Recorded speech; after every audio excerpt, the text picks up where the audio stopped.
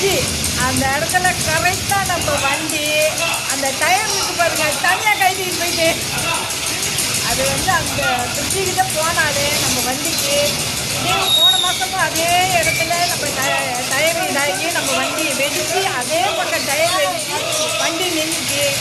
இந்த மாதம் ஸ்ரீநகருக்கு வந்து ஜேபிசி எவ்வளோ நகரத்துக்கெல்லாம் போனேன். அதே இடத்துல அதே டயரு தனியாக கைட்டிட்டு போயிட்டு இவ்வளோதுக்கும் நேற்று தான் புது டயர் மாற்றினது. பழைய டயர் கிடையாது, புது டயர் மாற்றினது.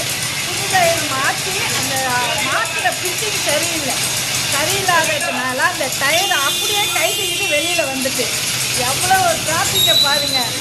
ரொம்ப சிரமப்பட்டுட்டோம். எங்களோட மற்றவங்க தான் ரொம்ப சிரமமாயிடுச்சு நம்ம வண்டியால்.